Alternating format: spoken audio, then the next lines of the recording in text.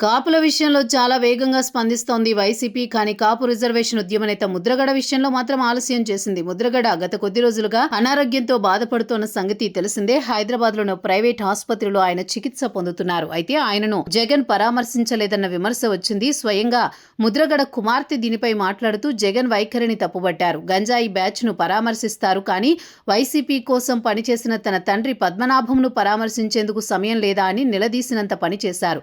అటు కాపు సైతం ఈ విషయంలో విమర్శలు వ్యక్తమయ్యాయి. ఈ పరిస్థితుల్లో జగన్ రెడ్డి ఈరోజు ముద్రగడ పద్మనాభంను పరామర్శించేందుకు హైదరాబాద్ వస్తున్నారు. ముద్రగడ పద్మనాభం వైసీపీ పార్టీ అధికారంలోకి వచ్చేందుకు పరోక్ష కారణం అన్న విశ్లేషణ ఉంది. 2014లో టీడీపీ అధికారంలోకి వచ్చినప్పుడు అప్పట్లో ఎన్నికల హామీగా కాపుల రిజర్వేషన్ అంశంపై గట్టి పోరాటం ప్రారంభించారు ముద్రగడ. కాపుల ఉద్యమం పతాక స్థాయికి తీసుకువెళ్లారు. ఈ తరుణంలోనే తుని రైలు విధ్వంసం ఘటన జరిగింది. దీంతో కాపులు టీడీపీకి వ్యతిరేకంగా వైసీపీకి జై కొట్టారు. దాని ఫలితమే 2019లో వైసీపీ అధికారంలోకి రావడం. అయితే జగన్ అధికారంలోకి వచ్చిన తర్వాత ముద్రగడ తన ఉద్యమాన్ని మానేశారు. అప్పటి అధికార పక్షం ఉన్న వైసీపీ కంటే టీడీపీ జనసేనలను టార్గెట్ చేసుకున్నారు. జగన్ పొలిటికల్ మైలేజ్ వచ్చేలా ప్రకటనలు చేశారు. అయితే వైసీపీ హయాంలో ముద్రగడ ఎటువంటి రాజకీయ లబ్ధి పొందలేకపోయారు. ఎన్నికలకు ముందు వైసీపీలో చేరారు. పార్టీ ఓడిపోయింది.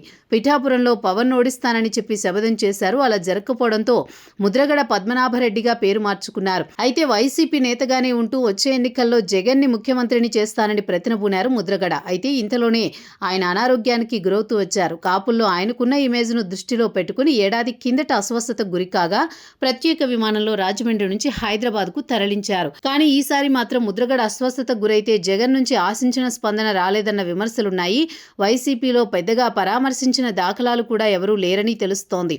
ఈ తరుణంలో ముద్రగడ కుమార్తె క్రాంతి జగన్పై వైఖరిని తప్పుబట్టారు. ఈ నేపథ్యంలో జగన్ హైదరాబాద్లో ఉన్న ముద్రగడను పరామర్శించేందుకు వస్తున్నట్లుగా పార్టీ వర్గాల సమాచారం.